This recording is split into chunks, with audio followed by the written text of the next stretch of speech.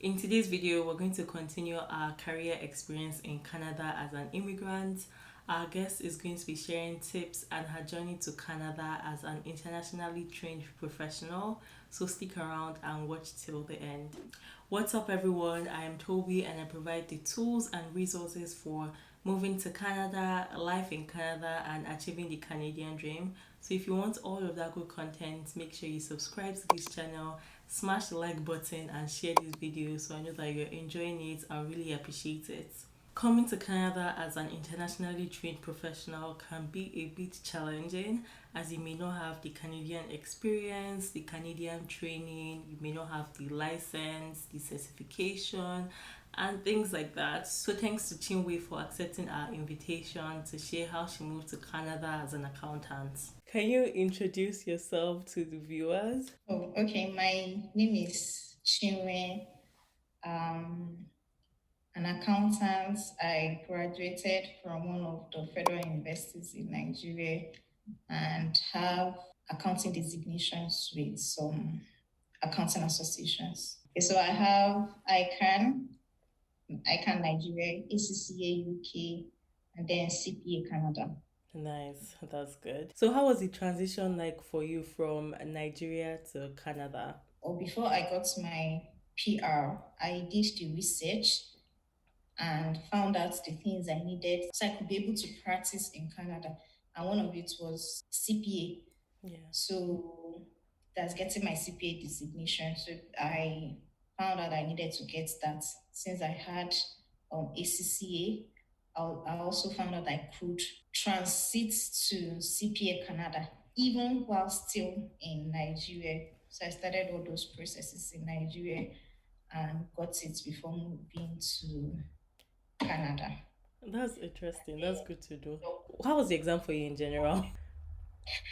Okay, so for the ACC, Yeah. it was basically read and write. Read what the syllables wants you to know, Mm-hmm. and then exam. Usually, it's just what they discover in the syllabus that they ask you. Yeah, it wasn't easy combining, but then a lot of people do it, and I did it and was able to get it. So the one thing I did was ensure I covered the syllabus, then did a lot of past questions, so solved a lot of past questions. I actually didn't go to any lessons, any tuition centers for lessons until my final three papers. Oh, Yeah, I okay. basically read on my own. Wow. How many papers do you write for ACCA? Oh, okay. So because I studied accounting, I wrote 10, but I know that those who didn't study accounting write 14. But that was when I wrote it. I think either 2 years ago or last year, they changed their syllabus and joined some courses. So at the end, you have lesser courses to write now Mm-hmm. compared to when I wrote. Wow, that's interesting. 10 exams. That's a lot. Okay, so how was it getting a job in Canada? How was your process like getting a job? I know normally everybody says the Canadian experience is hard for you to get a job as an internationally trained like person when you first come here. It's really hard. How was that for you? To be sincere, that Canadian experience is not a joke, it's the truth. Like a lot of people, they will actually see you on LinkedIn, Mm-hmm. see your background, and then when you're talking with them, they will not be asking of Canadian experience. Like I got one. He contacted me via LinkedIn, and then when we were talking on phone, to discuss opportunities, he was discussing a managerial opportunity because I'm back in Nigeria. I was a manager, Mm. and then because according to him, his client wanted someone who had Canadian experience. I told him that my all my experiences were from Nigeria. He switched from the manager role he was trying to recruit me for to staff accountant because I didn't have Canadian experience. Wow. Oh, that's like from here to It's here. actually, fixed staff accountant is usually entrance level, like graduate trainee back in Nigeria. Wow, wow. So basically, discounting my 7+ years experience, To like it doesn't mean to anything. But, but at least I finally got a job, and then of course a lot of Nigerians still get good jobs jobs, even yes. without the Canadian experience. Yeah. So how was your And process like of like getting the other job that you got? How was the process for you? it was not hard. It was quite straightforward. I applied online and they contacted me. We had an interview. That's the first stage, and then the second stage, and then the offer. That's good. That's actually really good. So Yeah. concerning CPA, where in Canada are you located? Because you know how it is based on your province, I guess. So where in Canada are you located? Okay, so I'm currently in Manitoba. But when I got the CPA back in Nigeria, based on my research, it was CPA British Columbia that allowed people, that I saw allowed people to actually start the process, finish the process from wherever country they are from. But then I think I got to know after I landed, and I got to know that CPA, Alberta, and I think Ontario also allows you to do that, do your whole ACCA, CPA conversion. So ACCA and CPA has a mutual recognition agreement where you just, because you have ACCA, you just submit some documents, do 2 courses, and then you get your CPA. But then the way CPA works, it's not like ICANN where you just ICANN, you put your ICANN, you can practice in any state Oh, in okay. Nigeria. Mhm. Or with CPA, you have to, so you get CPA British Columbia, you have to practice in CPA, sorry, you have to practice in British Columbia. But if you need to move and practice in another province, you will have to convert that your CPA British Columbia to that province. It's Wow. just, yeah, I think it just you fill a form and submit some things, then they'll take it over with your former CPA and then convert you. But you can't use your designation, the CPA designation in another province. Not allowed.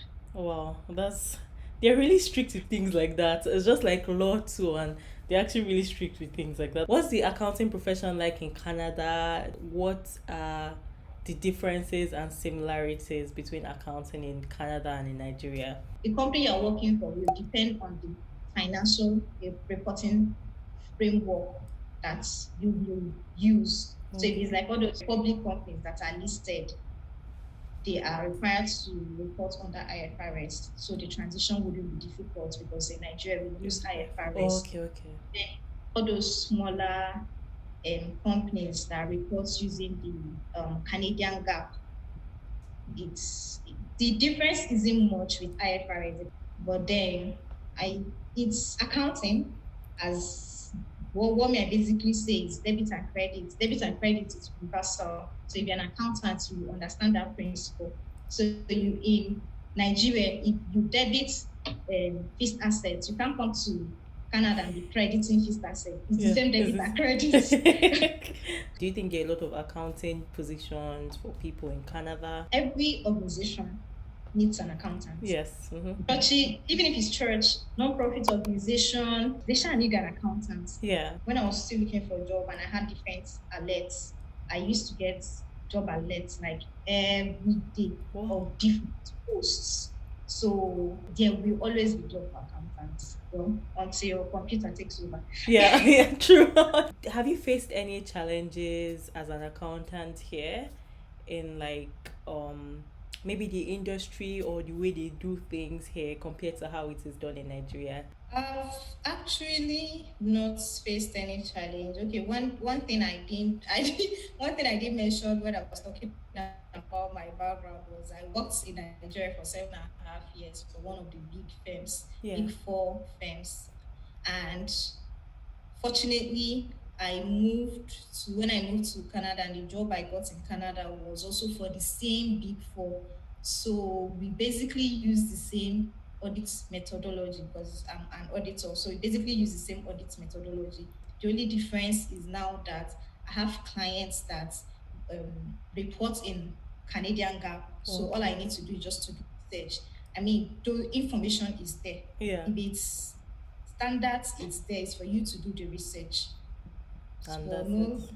yeah, no Mm-hmm. challenge. That's good. Do you have any tips, advice for people who want to come to Canada as an accountant or even just as like any other professional, people who want to move to Canada from other countries? One thing I've seen is there are a couple of groups, so WhatsApp, Telegram groups, where Nigerians come together, create those groups, and try to help one another. Yeah. So there are lots of them here in Canada. I joined the ACCA group, Nice. Okay. US in Canada, and then we had a meeting last weekend, yeah, and a lot of people were willing to refer others. So people will say, "Oh, I'm looking for a job." Then another person will say, "Oh, this is where I work. If you need referrals, let me know." So people are willing. So if you, depending on your um, profession, Yeah. find the group and join, and then Mm-hmm. you see, by somehow you see people who are willing to To help. help. Yeah. Even on the group, almost every day they post job alerts.